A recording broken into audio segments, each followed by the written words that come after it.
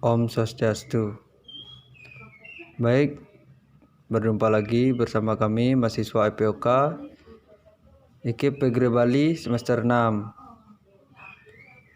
Sebelum kami melakukan presentasi pada kesempatan kali ini, izinkan kami memperkenalkan nama kelompok kami terlebih dahulu. Nama yang pertama yaitu I Gusti Ngurah Doni Anugrah, NIM 0068,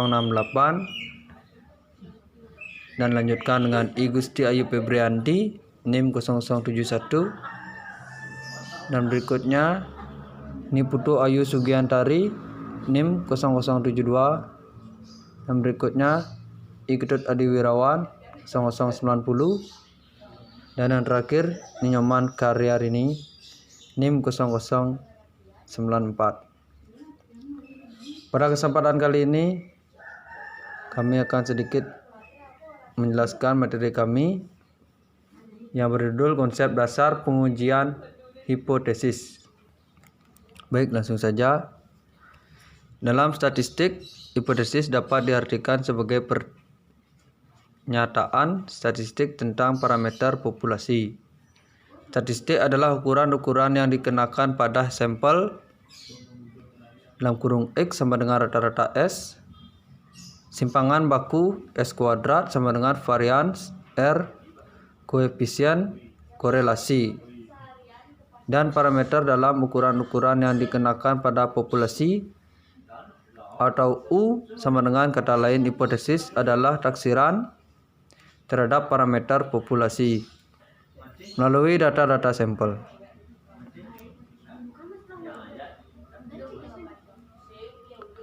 Terdapat perbedaan mendasar pengertian hipotesis menurut statistik dan penelitian. Dalam penelitian, hipotesis diartikan sebagai jawaban sementara terhadap rumusan masalah penelitian. Rumus masalah tersebut bisa berupa pernyataan tentang hubungan dua variabel atau lebih, perbandingan atau komparasi, atau variabel mandiri atau deskripsi. Perbedaan pengertian deskripsi dalam penelitian dan dalam statistik. Deskripsi dalam statistik adalah penelitian yang didasarkan pada populasi atau tidak ada sampel. Kemudian, deskriptif dalam penelitian menunjukkan tingkatan eksplanasi, yaitu menanyakan tentang variabel mandiri atau tidak dihubungkan dan dibandingkan. Baik, berikut contoh dari materi kami, seberapa tinggi disiplin kerja pegawai negeri dan lain-lain.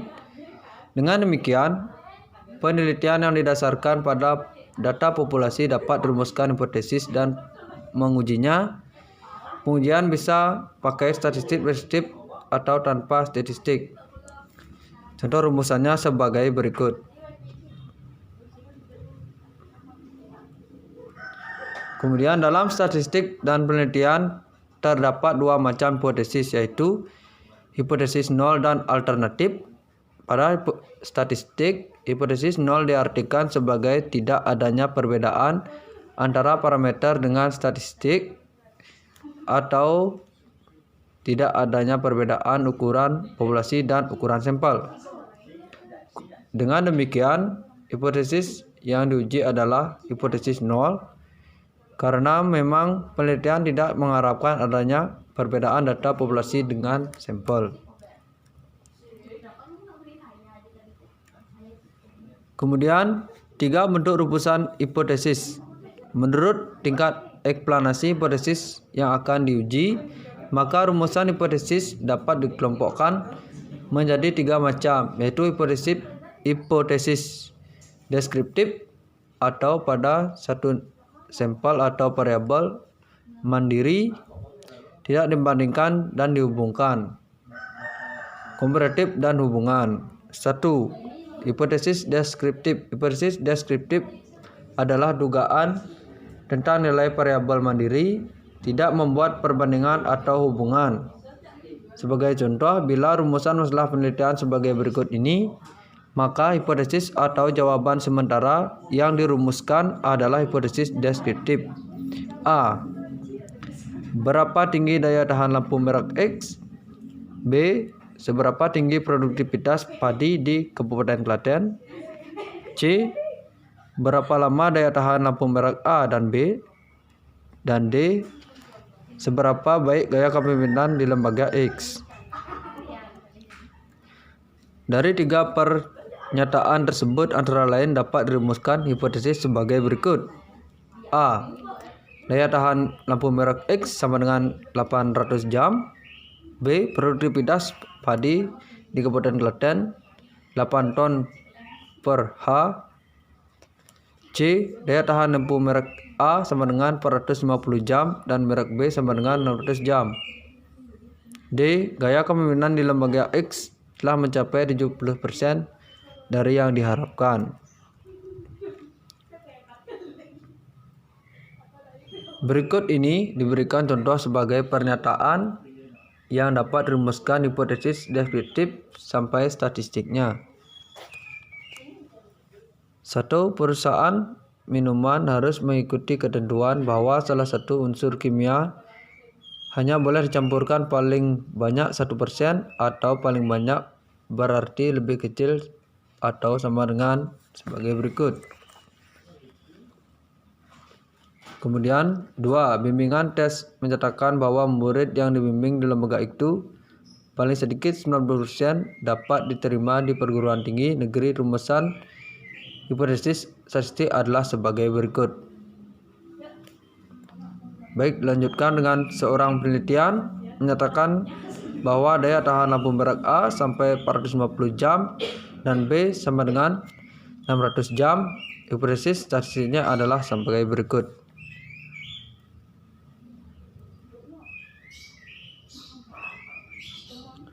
Dua, hipotesis komparatif. Hipotesis komparatif adalah pernyataan yang menunjukkan dengan nilai dalam suatu variabel atau lebih pada sampel yang berbeda. Contoh rumusan masalah komparatif dan hipotesisnya. A. Apakah ada perbedaan daya tahan lampu merek A dan B? B. Apakah ada perbedaan produktivitas kerja antara pegawai golongan 1, 2, dan 3? Rumusan hipotesis adalah 1. Tidak terdapat perbedaan daya tahan lampu antara lampu merek A dan B. 2. Daya tahan lampu merek B paling kecil sama dengan lampu merek A.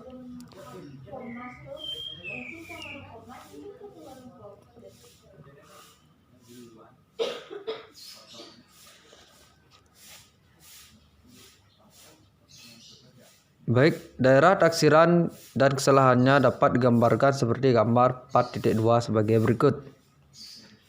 Bisa dilihat pada PowerPoint kami.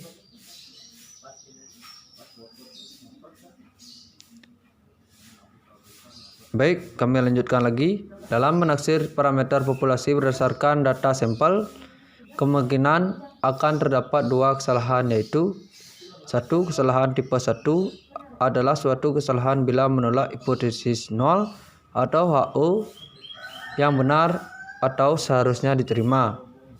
Dalam hal ini, tingkat kesalahan dinyatakan dengan A atau baca alfa. 2. Kesalahan tipe 2 adalah kesalahan bila menerima hipotesis yang salah seharusnya ditolak. Tingkat kesalahan untuk ini dinyatakan dengan B atau dibaca beta. Berdasarkan hal tersebut, maka hubungan antara keputusan menolak atau menerima hipotesis dapat digambarkan sebagai gambar berikut. Berikut adalah tabel yang menolak dan yang menerima hipotesis. Seperti gambar pada berikut. Dari tabel tersebut di atas dapat dijelaskan sebagai berikut. 1. Keputusan menerima hipotesis 0 yang benar berarti tidak membuat kesalahan. 2. Keputusan menerima hipotesis 0 yang salah berarti terjadi kesalahan tipe 2. 3. Membuat keputusan menolak hipotesis 0 yang benar berarti terjadi kesalahan tipe 1. 4. Keputusan menolak hipotesis 0 yang salah berarti tidak membuat kesalahan. Baik, sekian penjelasan materi presentasi kami pada kali ini. Semoga bermanfaat bagi teman-teman atau ibu dosen yang mengikuti presentasi kami. Mohon maaf apabila ada kesalahan. Kami tutup presentasi ini dengan Pramosanti.